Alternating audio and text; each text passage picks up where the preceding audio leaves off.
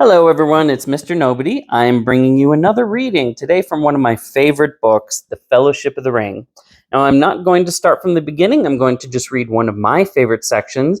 I'm going to read it partly because it's not a section that is covered in the movies, although there is some inspiration taken from it in the extended version of The Two Towers. In particular, they take some of the elements from this section and move them to the bit with Treebeard and Fangorn.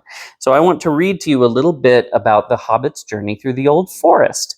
I particularly like this section of the book. There's so much wonderful variety in this book, and there's a couple chapters that sit back to back. The journey through the Old Forest, which is both kind of creepy and kind of wonderful, and then the stay at Tom Bombadil's house, which is just a nice, fun sort of good time. It's like the sunny times, the days in the House of Elrond.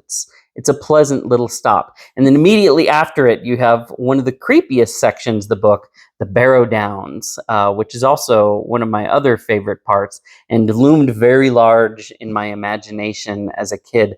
It's very much like it's almost its own little story outside of the main narrative, where they're crossing these empty hills and end up getting captured by ghosts, basically, and almost all get killed.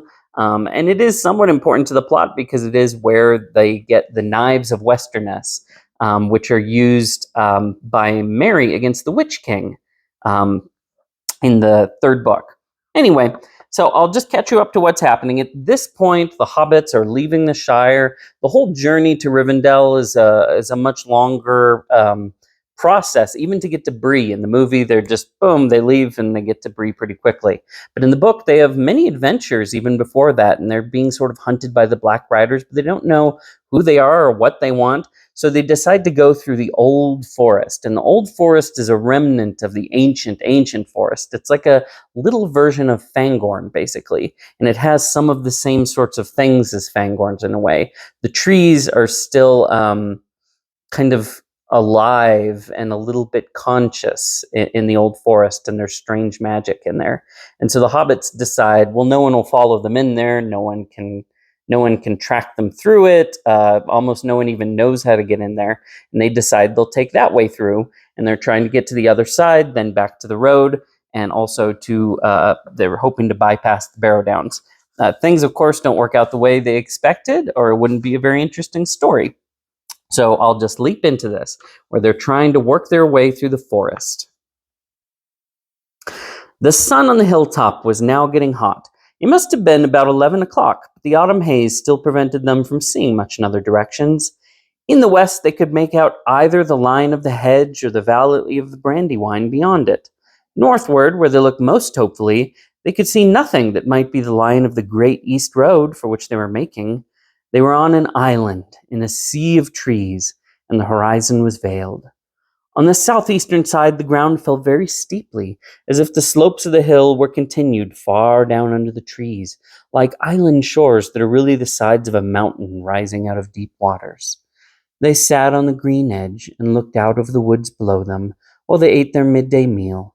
As the sun rose and past noon, they glimpsed far off in the east the gray-green lines of the downs that lay beyond the Old Forest on that side. That cheered them greatly, for it was good to see a sight of anything beyond the wood's borders, though they did not mean to go that way if they could help it. The Barrow Downs had as sinister a reputation in Hobbit legend as the forest itself. At length they made up their minds to go on again. The path that had brought them to the hill reappeared on the northward side, but they had not followed it far before they became aware that it was bending steadily to the right. Soon it began to descend rapidly, and they guessed that it must actually be heading toward the Withywindle Valley, not at all the direction they wished to take. After some discussion, they decided to leave this misleading path and strike northward, for although they had not been able to see it from the hilltop, the road must lie that way, and it could not be many miles off. Also northward and to the left of the path, the land seemed to be drier and more open, climbing up to slopes where the trees were thinner, and pines and firs replaced the oaks and ashes and other strange and nameless trees of the denser wood. At first, their choice seemed to be good. They got along at a fair speed, though whenever they got a glimpse of the sun in an open glade, they seemed to have unaccountably veered eastward. But after a time, the trees began to close in again, just where they had appeared from a distance to be thinner and less tangled. Then deep folds in the ground were discovered unexpectedly, like the great giant wheels or wide moats, like the ruts of great giant wheels or wide moats, and sunken roads long disused and choked with brambles. These lay usually right across their line of march, and could only be crossed by scrambling down and out again, which was troublesome and difficult with their ponies. Each time they climbed down, they found the hollow filled with thick bushes and matted undergrowth, which somehow would not yield to the left, but only gave way when they turned to the right, and they had to go some distance along the bottom before they could find a way up the further bank. Each time they clambered out, the trees seemed deeper and darker, and always to the left and upward it was most difficult to find a way, and they were forced to the right and downwards. After an hour or two, they had lost all clear sense of direction, though they knew well enough that they had long ceased to go northward at all. They were being headed off, and were simply following a course chosen for them, eastward and southward, into the heart of the forest, and not out of it. The afternoon was wearing away when they scrambled and stumbled into a fold that was wider and deeper than any they had yet met. It was so steep and overhung that it proved impossible to climb out of it again, either forwards or backwards, without leaving their ponies and their baggage behind. All they could do was to follow the fold downward. The ground grew soft, and in places boggy. Springs appeared in the banks, and soon they found themselves following a brook that trickled and babbled through a weedy bed. Then the ground began to fall rapidly, and the brook, growing strong and noisy, flowed and leaped swiftly downhill. They were in a deep, dim-lit gully, overarched by trees high above them. After stumbling along for some way along the stream, they came quite suddenly out of the gloom. As if through a gate, they saw the sunlight before them. Coming to the opening, they found that they had made their way down through a cleft in a high, steep bank, almost a cliff. At its feet was a wide space of grass and reeds, and in the distance could be glimpsed another bank, almost as steep. A golden afternoon of late sunshine lay warm and drowsy upon the hidden land between. In the midst of it there wound lazily a dark river of brown water, bordered with ancient willows, arched over with willows, blocked with fallen willows, and flecked with thousands of faded willow leaves. The air was thick with them, fluttering yellow from the branches, for there was a warm and gentle breeze blowing softly in the valley, and the reeds were rustling and the willow boughs were creaking. "Well, now at least I have some notion of where we are," said Mary. "We've come in almost the opposite direction to which we intended. This is Wither-Withy-Windle. I'll go on and explore." He passed down into the sunshine and disappeared into the long grasses. After a while he reappeared, and reported that there was fairly solid ground between the cliff foot and the river, and in some places firm turf went right down to the water's edge. "What's more," he said, "there seems to be something like a footpath winding along this side of the river. If we turn left and follow it, we'll be bound to come out of the east side of the forest eventually." "I dare say," said Pippin. "That is, if the track goes on so far, it does not simply lead us into a bog and leave us there. Who made the track, do you suppose, and why? I'm sure it's not for our benefit. I'm getting very suspicious of this forest and everything in it. I begin to believe all the stories about it. Have you any idea how far eastward we should have to go?" "No," said Mary, "I haven't. I don't know in the least how far down the Withy-Windle we are, or who could possibly come here often enough to make a path along it. But there's no other way out that I can see or think of." There being nothing else for it, they filed out, and Mary led them to the path that he had discovered. Everywhere the reeds and grasses were lush and tall, in places far above their heads, but once found, the path was easy to follow, as it turned and twisted, picking out the sounder ground among the bogs and pools. Here and there it passed over other rills, running down gullies into the Withy-Windle out of the higher forest lands, and at these points there were tree trunks or bundles of brushwood laid carefully across. The hobbits began to feel very hot. There were armies of flies of all kinds buzzing around their ears. The afternoon sun was burning on their backs. At last they came suddenly into a thin shade. Great gray branches reached across the path. Each step forward became more reluctant than the last. Sleepiness seemed to be creeping out of the ground and up their legs, and falling softly out of the air upon their heads and eyes. Frodo felt his chin go down and his head nod. Just in front of him, Pippin fell forward onto his knees. Frodo halted. It's no good, he heard Merry saying. Can't go another step without rest. Must have nap. It's cool under the willows, less flies. Frodo did not like the sound of this. Come on, he cried. We can't have a nap yet. We must get clear of the forest first. But the others were too far gone to care. Beside them, Sam stood yawning and blinking stupidly. Suddenly, Frodo himself felt sleep overwhelming him. His head swam.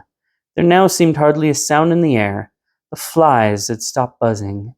Only a gentle noise on the edge of hearing, a soft fluttering as of a song half whispered, seemed to stir in the boughs above. He lifted his heavy eyes and saw leaning over him a huge willow tree, old and hoary. Enormous it looked, its sprawling branches going up like reaching arms with many long-fingered hands, its knotted and twisted trunk gaping in wide fissures that creaked faintly as the boughs moved.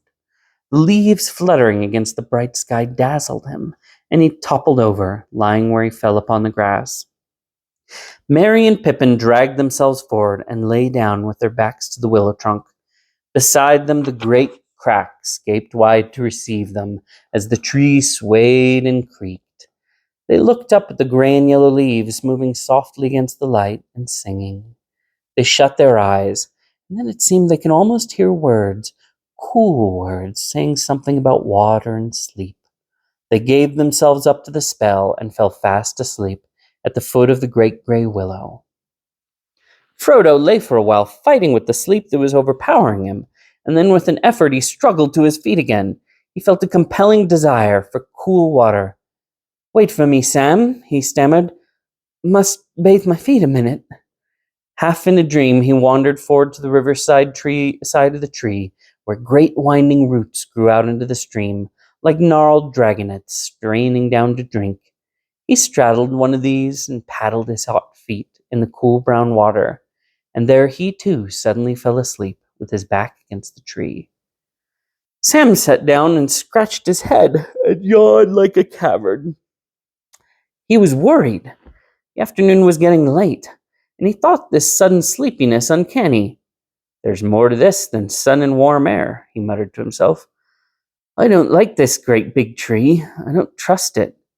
Hark at it singing about sleep now. This won't do at all. He pulled himself to his feet and staggered off to see what had become of the ponies.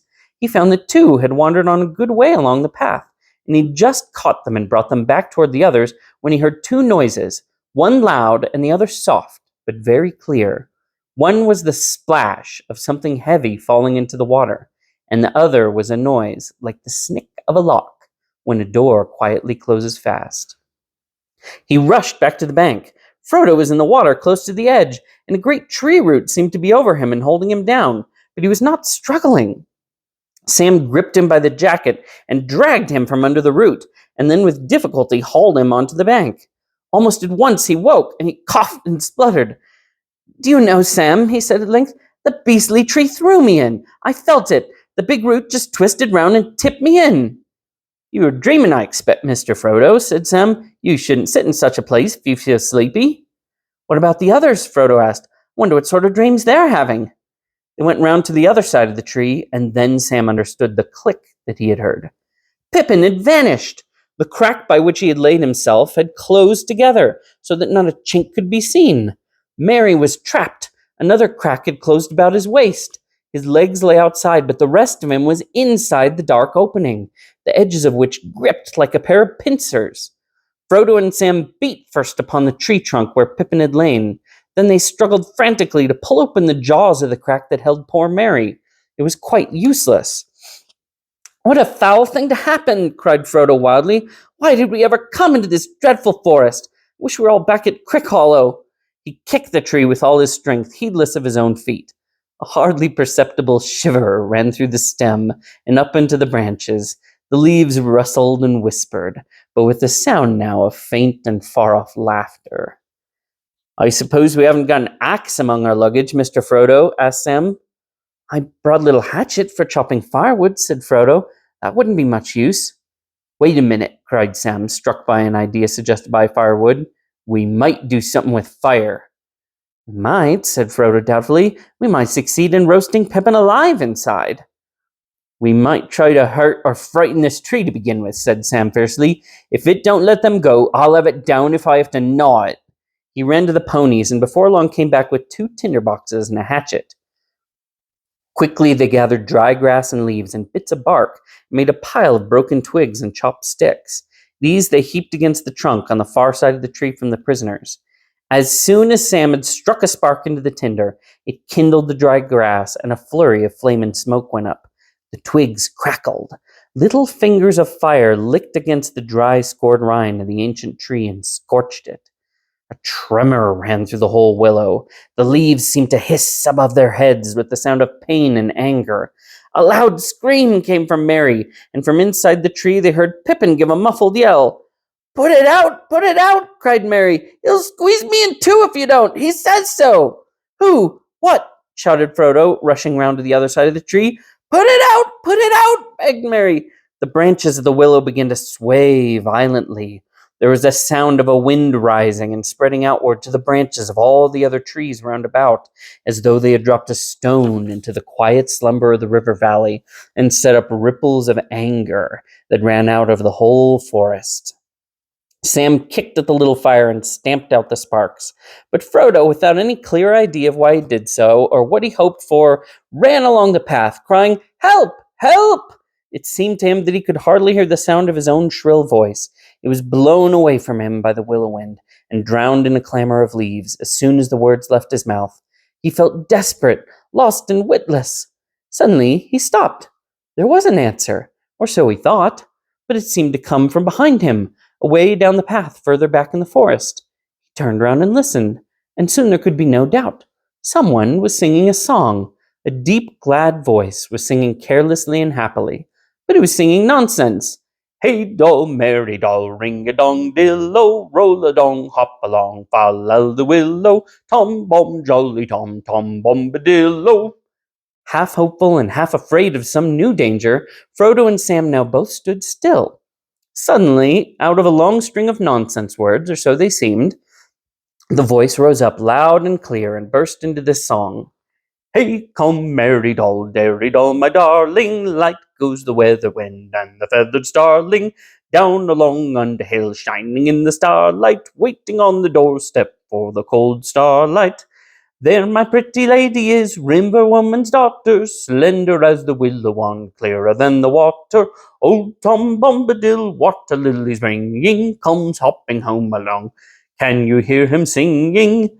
Hey, come, merry doll, dairy doll, and merry, oh, goldberry, merry yellow berry, oh, poor old willow man, you tuck your roots away. Tom's in a hurry now, evening will follow day. Tom's going home again, water lilies ringing. Hey, come, merry doll, can you hear me singing? Sam and Frodo stood as if enchanted. The wind puffed out. The leaves hung silently again on stiff branches. There was another burst of song, and then suddenly, hopping and dancing along the path, there appeared above the reeds an old battered hat with a tall crown and a long blue feather stuck in the band. With another hop and a bound, there came into view a man, or so it seemed. At any rate, he was too large and heavy for a hobbit, not quite tall enough for one of the big people, though he made noise enough for one, stumping along with great yellow boots on his thick legs, and charging through grass and rushes like a cow going down to drink. He had a blue coat and a long brown beard. His eyes were blue and bright, and his face was as red as a ripe apple, but creased into 100 wrinkles of laughter. In his hands he carried on a large leaf, as on a tray, a small pile of white water lilies. Help! Cried Sam and Frodo, rushing toward him with their hands stretched out. Whoa! Steady there! Cried the old man, holding up one hand, and they stopped short, as if they had been struck stiff. Now, my little feraloes, where be you going to, puffin' like a bellows? What's the matter here, then? Don't you know who I am? I'm Tom Bombadil. Tell me all your troubles. Tom's in a hurry now. Don't you crush my lilies. My friends are caught in the willow tree, said Frodo breathlessly. Master Merry's being squeezed in a crack, cried Sam. What? Shouted Tom Bombadil, leaping up in the air. Hold, man Willow. Not worse than that, eh? That can soon be mended. I know the tune for him. Old Grey Willow-man, I'll freeze his marrow cold if he don't behave himself. I'll sing his roots off. I'll sing about wind and blow leaf and branch away. Old Man Willow! Setting his lilies down carefully on the grass, he ran to the tree. There he saw Mary's feet sticking out. The rest had already been drawn further inside. Tom put his mouth to the crack and began singing into it in a low voice. They could not catch the words, but evidently Mary was aroused. His legs began to kick. Tom sprang away and, breaking off a hanging branch, smote the side of the willow with it. You let them out again, Old Man Willow, he said. What be you thinking of? You should not be waking. Eat earth, dig deep, drink water, go to sleep. Bombadil is talking. Then he seized Mary's feet and drew him out of the suddenly widening crack. There was a tearing creak, and the other crack split open, and out of it Pippin sprang as if he'd been kicked. Then with a loud snap, both cracks closed fast again. A shudder ran through the tree from root to tip, and complete silence fell. Thank you, said the hobbits, one after the other. Tom Bombadil burst out laughing. Well, my little fellows, said he, stooping so that he peered into their faces, you shall come home with me. The table is all laden with yellow cream, honeycomb, and white bread and butter. Goldberry is waiting. Time enough for questions around the supper table. You follow after me as quick as you are able. With that he picked up his lilies, and then with a beckoning wave of his hand, went hopping and dancing along the path eastward, still singing loudly and nonsensically. Too surprised and too relieved to talk, the hobbits followed after him as fast as they could. But that was not fast enough. Tom soon disappeared in front of them, and the noise of his singing got fainter and further away. Suddenly his voice came floating back to them in a loud halloo. Hop along, my little friends, up the withy windle. Tom's going on ahead, candles for to kindle. Down west sinks the sun, soon you will be groping. When the night shadows fall, then the door will open. Out of the window panes light will twinkle yellow. Fear no alder black, heed no hoary willow. Fear neither root nor bough, Tom goes on before you. Hey now, merry dole, we'll be waiting for you. After that, the hobbits heard no more. Almost at once, the sun began to sink into the trees behind them. They thought of the slanting light of evening glittering on the Brandywine River, and the windows of Bucklebury beginning to gleam with hundreds of lights. Great shadows fell across them. Trunks and branches of trees hung dark and threatening over the path. White mists began to rise and curl on the surface of the river and stray about the roots of the trees upon its borders. Out of the very ground at their feet, a shadowy steam arose and mingled with the swiftly falling dusk. It became difficult to follow the path, and they were very tired. Their legs seemed leaden.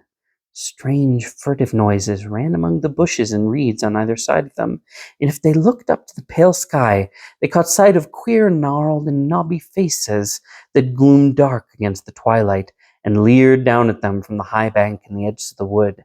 They began to feel that all this country was unreal, and they were stumbling through an ominous dream that led to no awakening. Just as they felt their feet slowing down to a standstill, they noticed that the ground was gently rising. The water began to murmur. In the darkness, they caught the white glimmer of foam where the river flowed over a short fall. Then the trees came to an end, and the mists were left behind.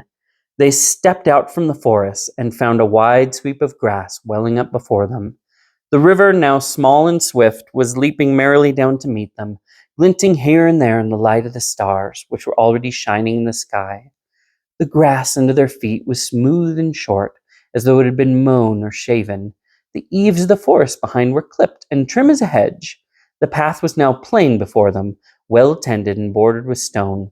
It wound up to the top of a grassy knoll, now gray under the pale starry night, and there, still high above them on a further slope, they saw the twinkling lights of a house. Down again the path went, and then up again, up a long, smooth hillside of turf toward the light. Suddenly a wide yellow beam flowed out brightly from a door that was opened. There was Tom Bombadil's house before them, up, down, under hill. Behind it, a steep shoulder of the land lay gray and bare, and beyond that, the dark shapes of the Barrow Downs stalked away into the eastern night. They all hurried forward, hobbits and ponies. Already half their weariness and all their fears had fallen from them. "Hey, come, merry doll!" rolled out the song to greet them. "Hey, come, merry doll, hop along, my hearties! Hobbits, ponies all, we are fond of parties. Now let the fun begin, let us sing together." Then another clear voice, as young and as ancient as spring, like the song of glad water flowing down into the night from a bright morning in the hills, came falling like silver to meet them. "Now let the song begin, let us sing together, of sun, stars, moon, and mist, rain and cloudy weather, light on the budding leaf, dew on the feather, wind on the open hill, bells on the heather, reeds by the shady pool, lilies on the water, old Tom Bombadil and the river daughter." And with that song, the hobbits stood upon the threshold, and a golden light was all about them. Well, that's the end of that chapter.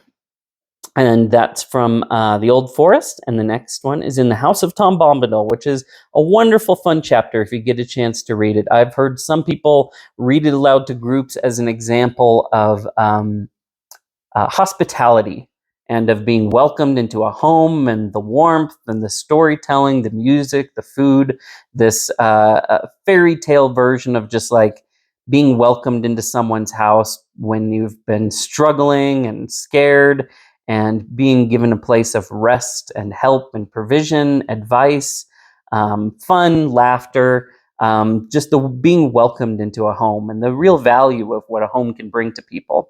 Anyway, that's all for today. We'll see you next time.